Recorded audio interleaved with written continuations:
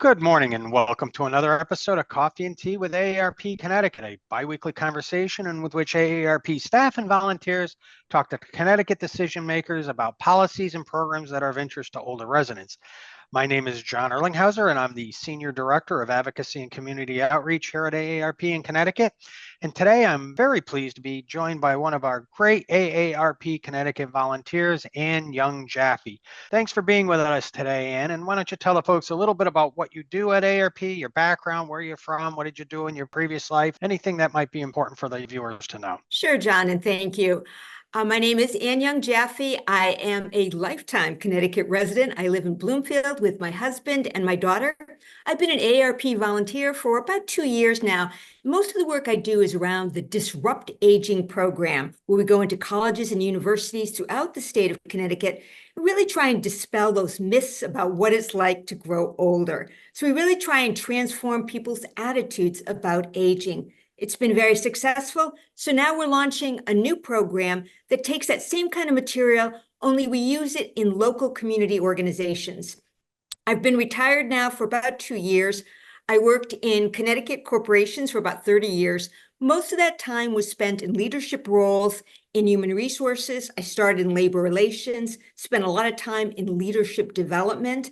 And then I ended my career really doing a lot of work around key strategic planning initiatives. And that's awesome. You are one of the great AARP volunteers. And I love that we have so many volunteers from so many different backgrounds. And that's what makes ours so strong with our agenda. I'd like to now introduce our next guest. We're pleased to bring back Laura Smits, the former president of the Connecticut League of Women Voters and the current communications director for the Connecticut League. And can you tell us a little bit about the League of Women Voters and their mission?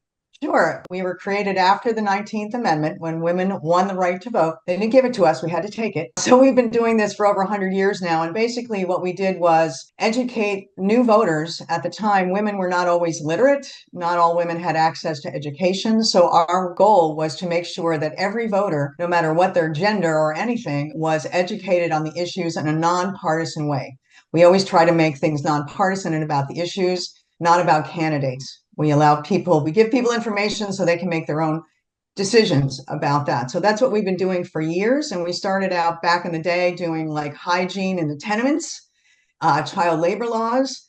And now we are working on expanding voter access, which is still, unfortunately, something that we have to work on continuously, as you both know.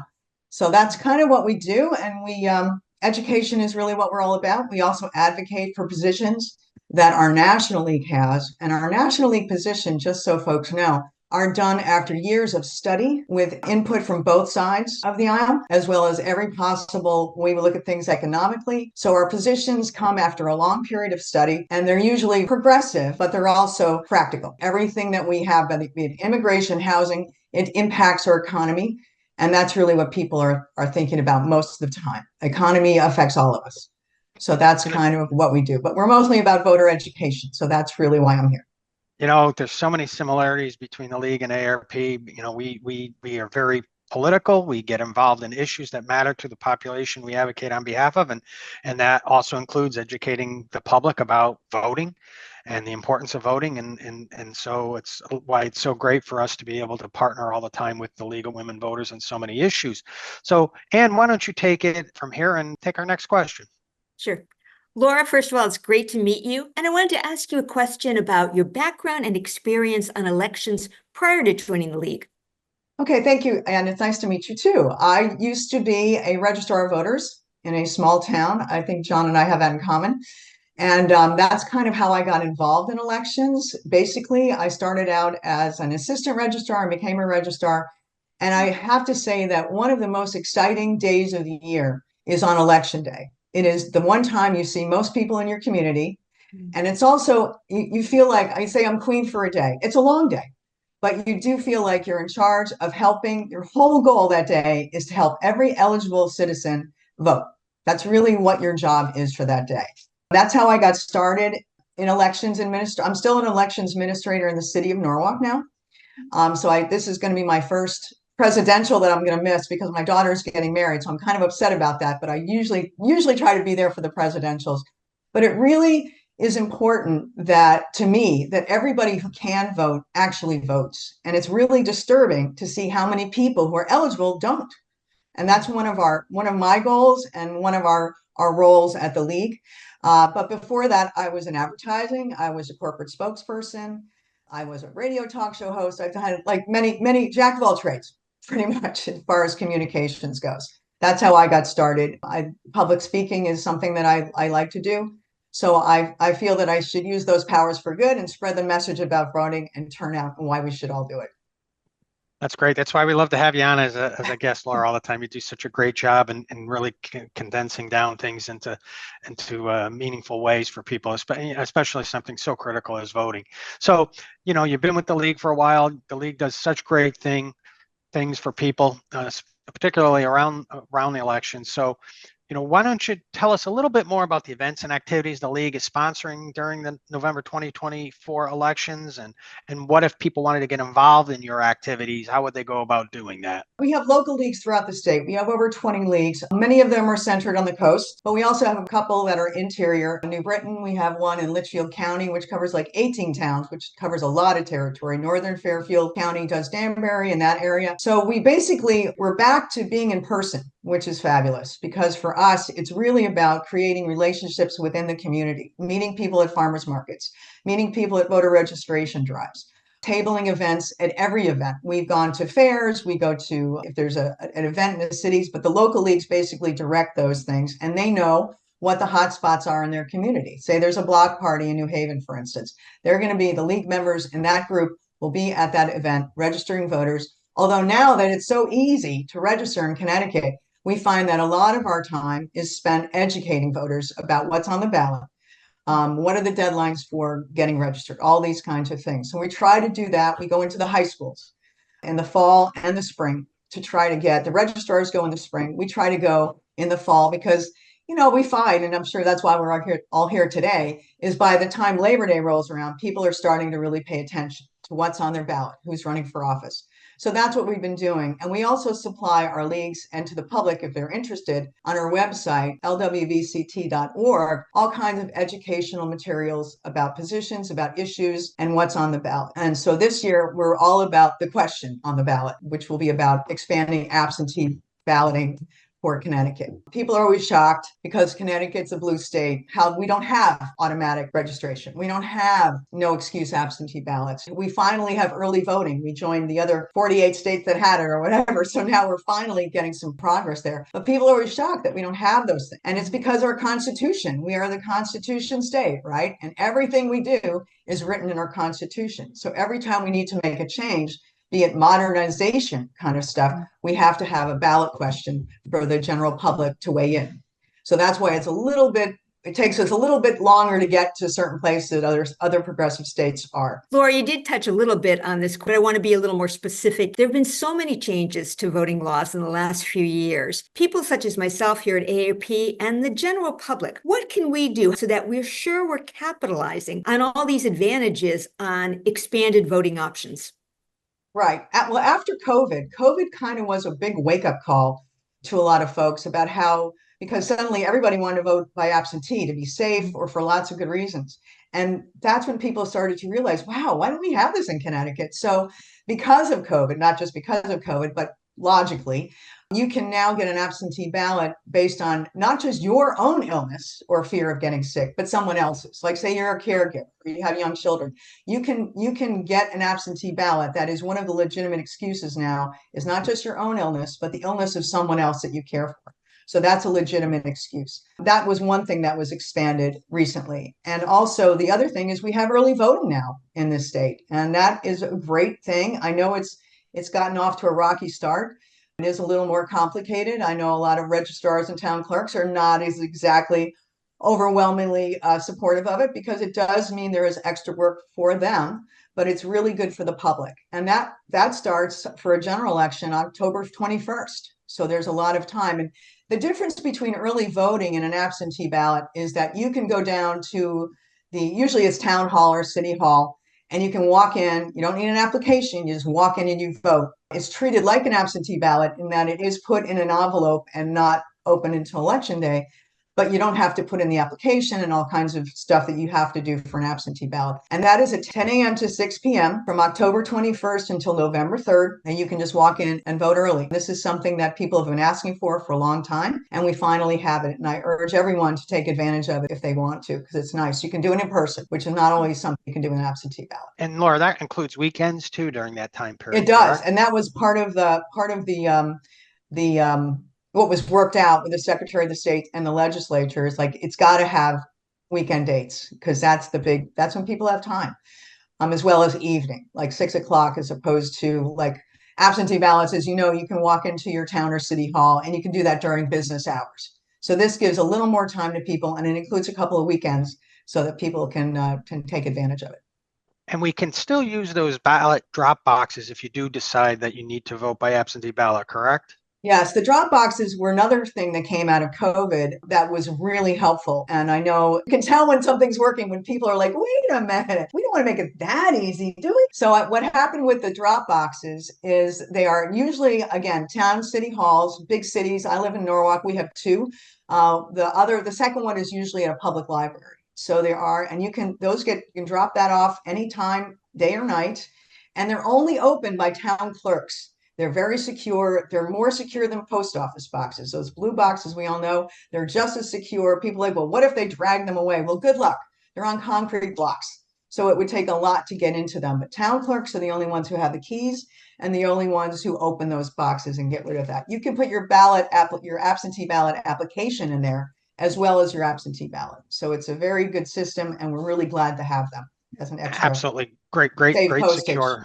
Yeah, it's a great secure system, and I'm glad that it's there, and people should feel very secure in voting with a drop box if they vote absentee ballot. So now I want to talk a little bit about something else you've touched on, right? We talked about how, we have to change the Constitution to make advancements, and that, a couple of years ago, we were successful in getting this in-person early voting in place to join the other 43 or so states that had it. Why don't you tell us a little bit about what's on the ballot this year in regards to the no excuse absentee balloting? What does a yes vote mean? What does a no vote mean? And why is this an important thing? Okay, well, as you know, when we have ballot questions, they always put them on the ballots in even years because most of the time that's when most people show up, right? It's a presidential election, it's a gubernatorial. The major elections is when they do it because, as we know, on the local elections, not as many people show up, and the ballot is complicated. There's 4 or 5 candidates for each thing, so it's very complicated. So this year, our ballot question will be, shall the Constitution of the state be amended to permit the General Assembly to allow each voter to vote by absentee ballot? And that's kind of a long way of saying we will have no excuse absentee ballots, so that you won't need an excuse anymore to get an absentee ballot, which is incredible. A yes vote supports authorizing the legislature, because again, Constitution, to make an absentee voting available to all eligible voters for any reason. So we're calling it like anytime absentee. That's really what we're talking about here.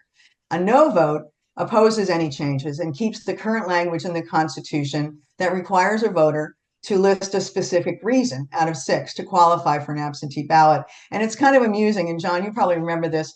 I found anyway, that how many people did not want to lie on the application. We're a very honest group of people in Connecticut, which is really very lovely, but it does make it difficult if you want a convenient way to vote. An absentee ballot is a really convenient way to vote early, basically.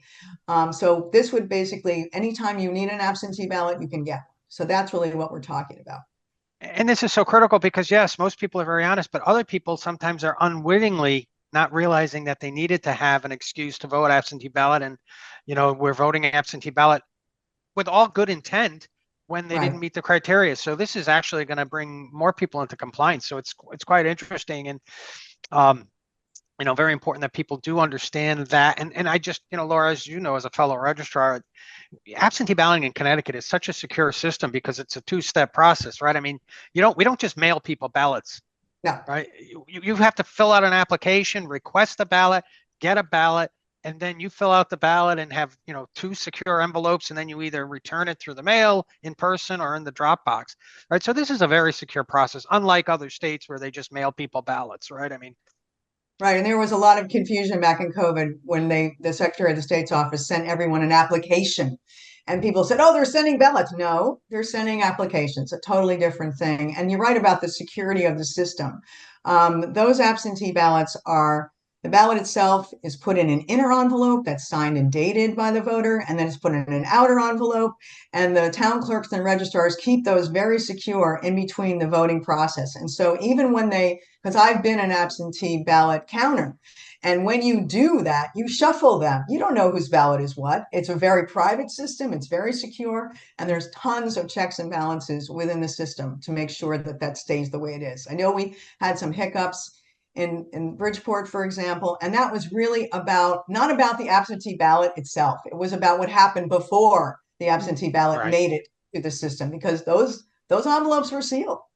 It was about what happened before. That's a problem. Yeah, and the people that are that before that process are being held accountable, so the system Correct. works.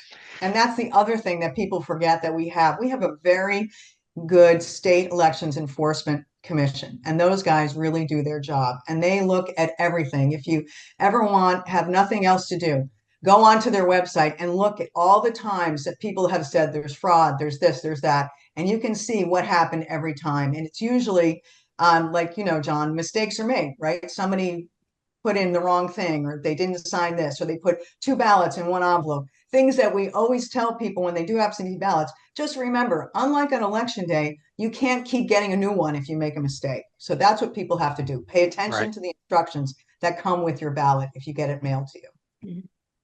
Did you have a comment, Ann? And I actually had one other question that I wanted to ask, which is, Laura, I agree with John. I think the league does such important work. How can people such as myself, where can we go to find out where all the activities are so we can make sure we're really involved, especially before the election?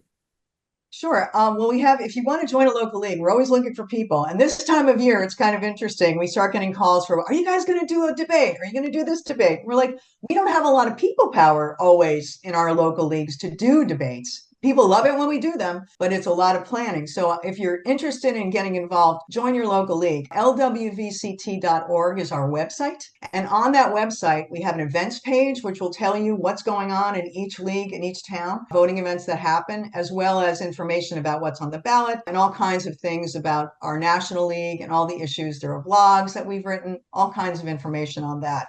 And if you need to register or do any of that online, I will direct people to myvote.ct.gov, which is the Secretary of the State's website. And whenever we give people information, that's our default. We get it direct from that source. That website has got a lot more information than they used to have on it, and they're very, very good at putting up current information. Great. Thank you. So, Laura, is there anything else you want to let the folks know about? I just really, really want to make sure that if you out there, I don't have any grandkids yet, but I know a lot of folks watching this too, and they have kids. And I want to make sure that the kids going off to college are thinking about how are they going to vote in November, because it's really important that everybody make a plan. And one of the things that they can get an absentee ballot off their home address if they want to. They can also vote where they live, whatever state their college is in. But it's important to reach out to the campus Democrats and Republicans who usually do voter drives on campuses to find out the laws of that state. Because as I've told many people, when the kids are like, well, I want to vote absentee, but I'm going to be in Pennsylvania, I'm going to be in Wisconsin. I'm like, oh, you want to vote in those states because they're important states. But however, my daughter went to school in Alabama, and we found out the hard way that it's very hard for you to vote off a student ID in certain states. They're not crazy about it. They have very, very long-winded ways that you have to go to get a ballot. So she ended up voting in person just because it was easier, because absentee ballots are different in every state. People need to be reminded that every state does things differently. So check the state that you're in, make your grandkids make sure they have a plan, bug them, bug your kids. It's really all about turnout. We really want to have a representative democracy. That's the important thing. I mean, last presidential, we had 66%, which is the highest percent we've had since like 1900. But that means that there's 34% of eligible citizens who didn't turn out. So that's really important. It's really important to plan your vote, make sure you know how you're going to vote, start thinking about it now. Maybe you have a wedding, maybe you have an event, you can't make it, all of a sudden you're incapacitated and you get an emergency absentee ballot for that. So it's really important to make your plan now and think about how you're going to vote on election day so you can turn out and get your voice heard. That's some great advice, Laura. So with that, I think we'll wrap it up. And I'd like to thank our great volunteer, Ann Young-Jaffe, who does such great work for us in so many areas, not just disrupt aging. And also our special guest, who is always so informative and helps people really understand the stakes in the election. And that's Laura Smits of the Connecticut League of Women Voters. So with that, I'd like to remind folks that also along the lines of what Laura said, you can learn all about voting at aarp.org/CT votes. If you want to learn anything about the deadlines, where to vote, and anything like that, as in addition to the Secretary of State's website. And with that, I'd like to thank you all for tuning in to another episode of Coffee and Tea with AARP Connecticut. Join us again in 2 weeks for another episode. Catch back episodes on demand right here on our Facebook page or on our YouTube page. You can also scan this QR code to become an e-advocate and help us advance policies important to those age 50 plus in Connecticut. Thank you all, and we'll see you again.